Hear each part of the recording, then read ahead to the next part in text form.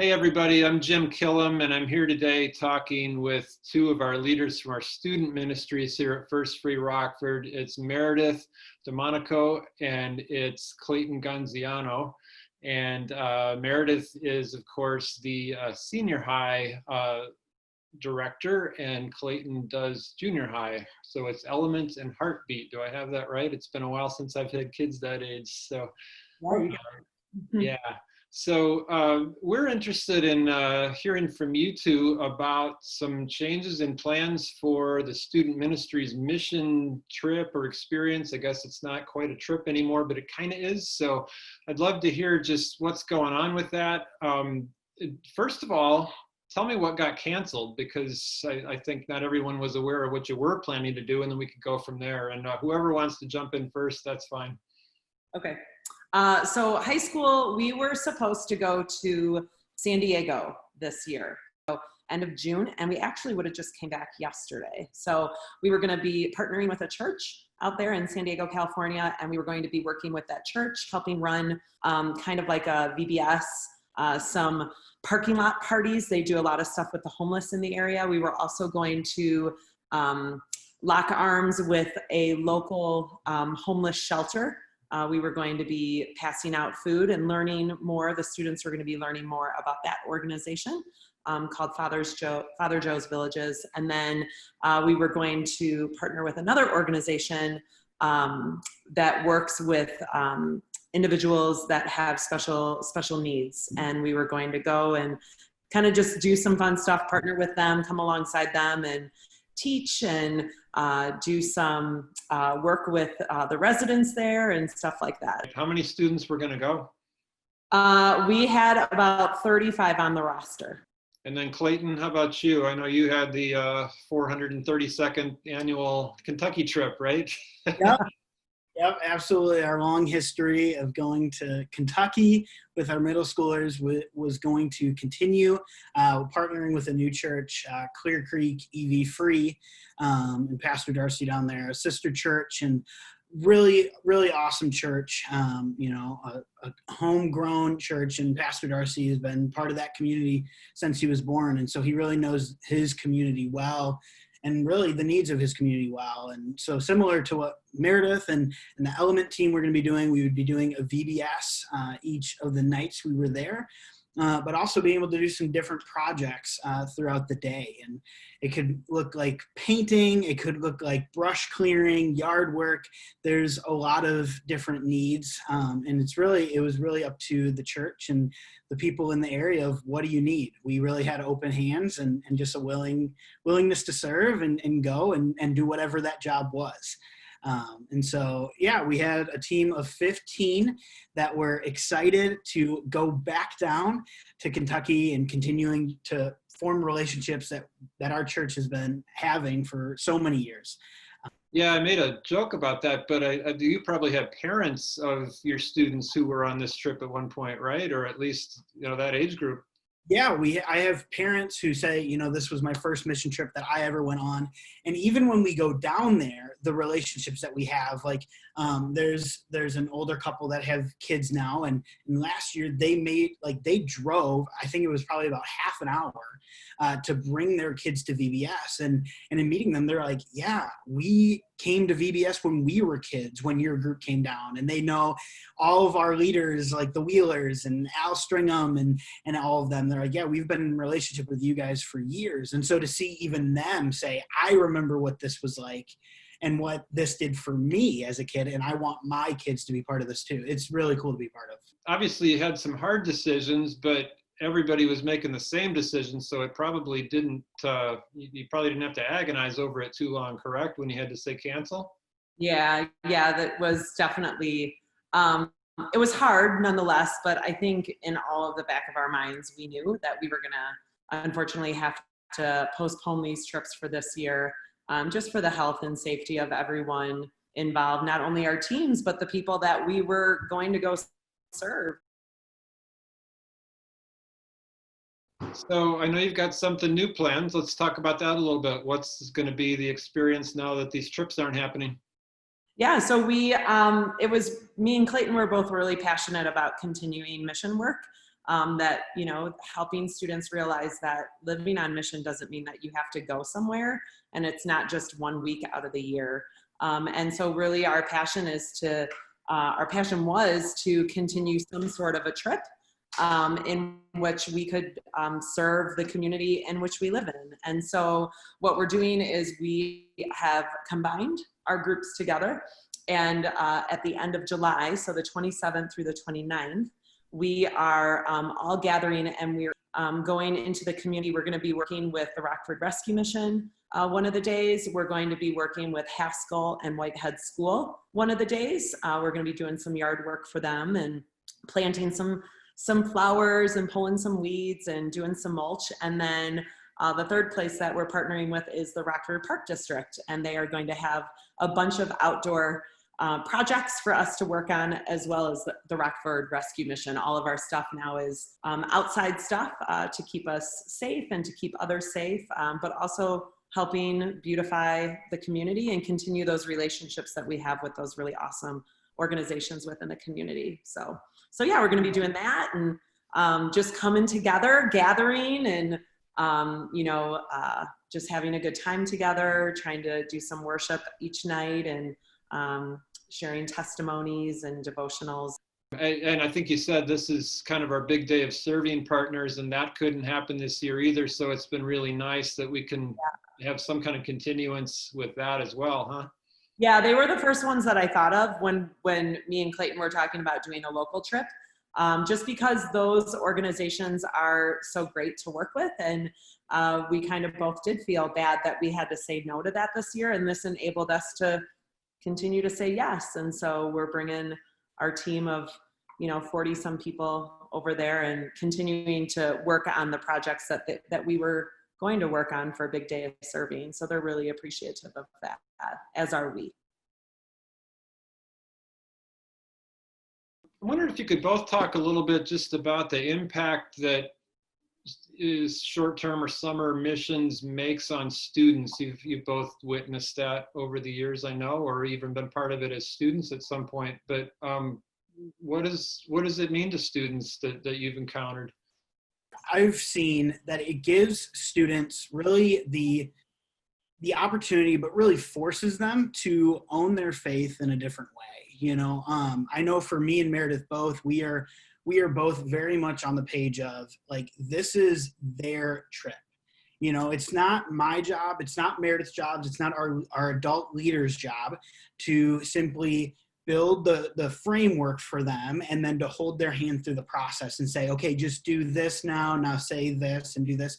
But we really give over a lot of the responsibility in doing the VBS. We hand it over to the students of, hey, we have some curriculum, but you're going to be in charge of teaching one night. You're going to be in charge of leading worship. You're going to be in charge of doing this. And so we really want to hand it over to them. Like, this is a big opportunity for them to say, like, it's on me. Like, I'm going to put time, I'm going to invest in this, and I'm really going to put effort to hopefully see some really awesome things happen, and all in partnership with the Holy Spirit. And so for so many of them, it pushes them out of a comfort zone that they love to be in. It pushes them to think critical and to really take some risks and take chances. And for a lot of them, they mess up at times, but that's okay. We always tell them, like, hey, that's fine. There's always next year. You're going to do it again. You're going to teach again next year, and it's going to be even better, And so I've just seen them grow so much, and by taking ownership of the trip, not just coming and participating, but really in leading what we do. I agree with everything that Clayton said. Ownership of your faith is such a huge step in adolescents' life, especially their walks with their faith. Like, that is an integral part that needs to happen when they are in student ministries, is to own that faith. I also love the fact that serving locally is just a passion for me. I think in addition to having them own their faith, they own their community. They have a footprint in the community, and there's opportunities for them to step outside the local church and to be the church to the places within the community that are in need. And I feel, especially for high school students, if they see that they're that serving both in the church is important, but outside of the church, when they go to college, when they move away from home, they will know what it means to get involved in that community, to find out, like, where is the local need? Like, where can I be a blessing outside of the church walls and get into the community, and just see that there's an importance to take, to play a part, to volunteer within your community, and take ownership of that. And so that's really important to me too, is just helping these high school students, setting them up well for when they do move away one day, when they go to college, you know, their 4 years at college, they can serve outside of their college campus and get experience within that community that not only helps them own their faith more, but actually helps them to live out their faith, to talk about their faith, to actually, you know, put the proof is in the pudding, right? Like, to be out there. And so for me, doing something locally was really important, just to help them see that, like, you don't have to sign up for a trip once a year. You can be a blessing in your community all the time. And a lot of times students and adults alike, including myself, you know, we're surprised at the need within our community, or some of the organizations within our community that are doing some really good stuff. And I think that that's super important for them to know and understand, and to eventually step into. So that's really important to me as well. Yeah, I'm interested in that, thinking on local versus, you know, somewhere either domestic or internationally. And, you know, I know short-term missions have taken a bit of a beating over the last few years with, you know, those books like When Helping Hurts and those types of things. And I know you guys are well aware of all that, but talk about the decisions that go into, you know, do you plan a trip someplace, or do you plan to minister locally? COVID-19 notwithstanding, because that won't be an issue forever, we hope. But what's that look like going forward as you think about that kind of dichotomy between those two types of ministry? Well, I think, you know, like with everything, there has to be a good balance, you know, and like, I don't think the right answer is to say like all groups, all church communities should just stay in their hometowns and just do things there.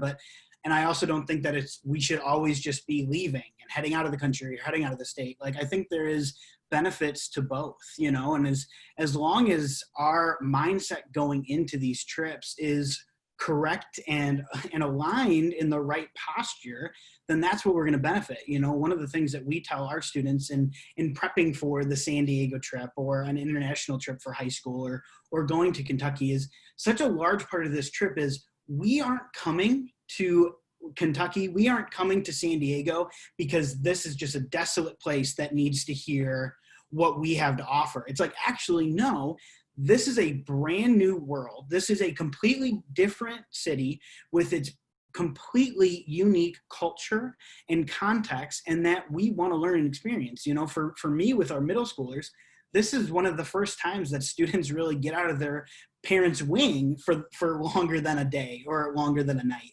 And the things that they experience, Kentucky's it's its own state, it's its own little world in context.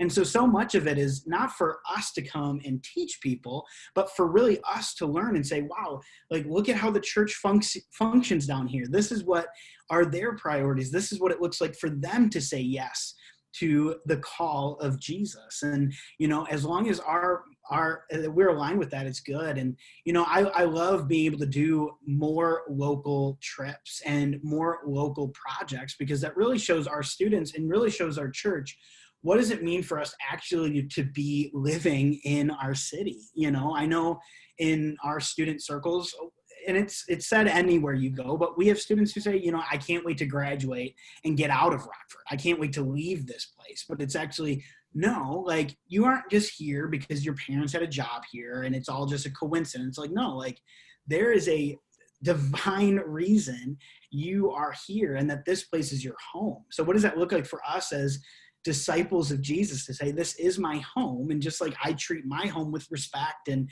want to clean it and take care of it and improve it, like, what does that look like for me to have that same posture with my city, my hometown, you know?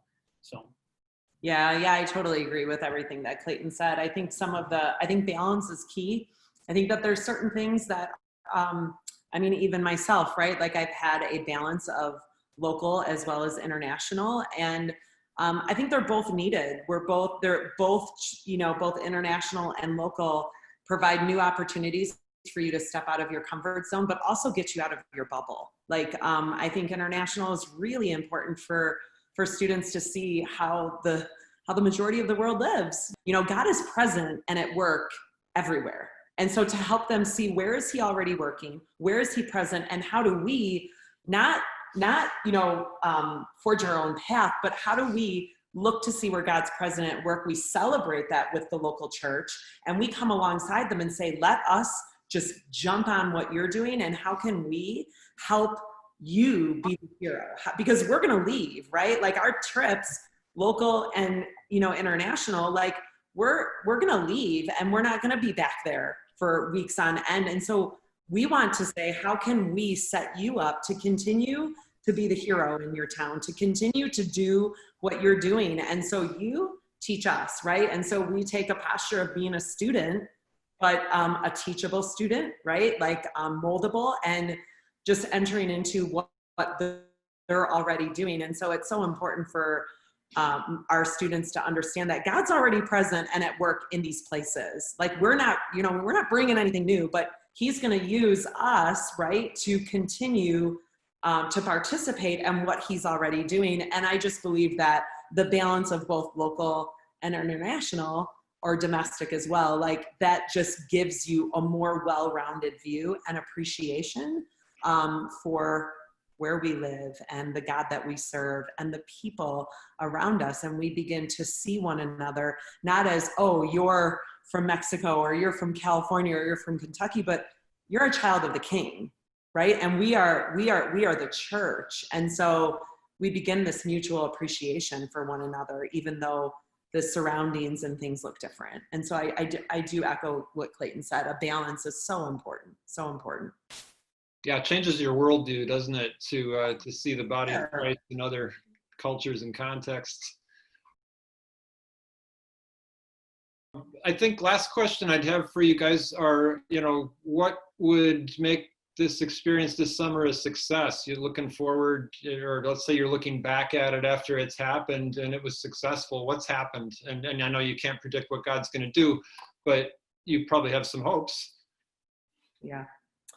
I would say one of my biggest hopes is, COVID has put a bit of a halt on student ministries, not only at First Free, but, we've been in contact with other youth pastors in the area, and there has been that momentum has stopped. And so for me, I want, like, my hope and prayer is that they'll reconnect, that fire that lived inside of them will reignite, and that they'll be reminded of what the church is, that they'll be reminded of that God is bigger than any, pandemic, that he's still present, he's still at work, and that they'll reconnect, and that they'll be able to see that, and that my hope and prayer is that they'll be filled with joy through serving. I think a lot of them have been so disconnected, just because of this, right? We've been disconnected, and so we've been trying to connect in some ways, but in student world, they like to gather together, and so my hope and prayer is that they will be reignited with what the church community is, the people, and also be just enlightened as, like, wow, like I could be doing this, like I could give time on a weekend, like I don't have to go away, like I really would love for them to learn something different about their city that maybe would ignite something in their souls, right? Like maybe, in learning more about the people that we meet, like it could change the trajectory of a high school student's life, and that they may be like, you know what? Maybe I want to go into this. Like I never thought about, I didn't know that our city did this, or I didn't know this about the Rockford Rescue Mission or the Park District, or just even hearing people's stories and stuff like that, just to be inspired by that and to see God moving in that. That's my, and I have fun. I mean, I like to have fun. So yeah, just to have fun as well, to gather together and to make the most out of, what we have been given to us. And so, and that can be done. Those are great goals. What do you think, Clayton? Yeah, no, I would agree with what Meredith said, but, like the thing that for me personally that came to mind was like the way that I'm thinking about it is to put more of a face to our city.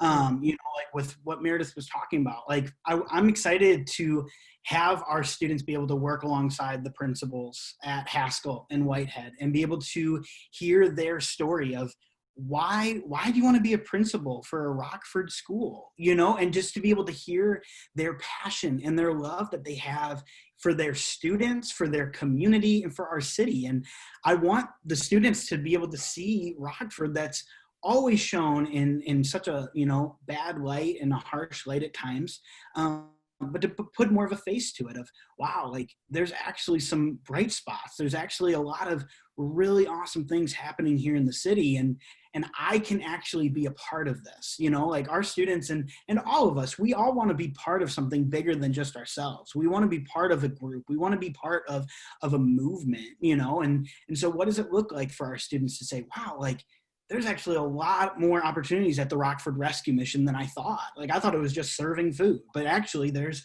so many more opportunities, and having conversation with people who are there at the mission, being able to receive the help, whatever that looks like for them to take, and for them to interact and hear those stories. It's going to make so much that's abstract about our city and about us as people, it's going to make it much more real and tangible. And hopefully, the spirit leading motivates and helps lead us as a youth group and us as a church to continue to say yes to the many opportunities that we have around us here in Rockford. So. And I guess I didn't ask, do you need adult volunteers to help with any of this, or are you good? We're good. I mean, yeah, I feel like we're good, that we're set up with all kinds of food and supplies, and the stuff that we're doing isn't requiring too much. So, we're not building, but we got rakes and we've got shovels and garden gloves. And so I think we're good to go. Yeah, we've got some really amazing leaders that are so selfless and so wonderful, that are going to help cook and organize a lot of stuff for us as well. We couldn't do it without each and every one of them either. So that's a blessing. And your leaders are probably equally thrilled to be getting back at this in some form, right? Yeah, I think so. Yeah, as we miss the students. Yeah, and the students miss them too. And so what better way to reconnect than to have a shared experience for a greater good other than ourselves. So. Very good. Well, thank you both, Meredith, Clayton. Thank you both for talking with me about this. And we will be in prayer as a church, and we'll be excited to see what God does with all this. No, we're excited too. Thanks, Jim. Thank you.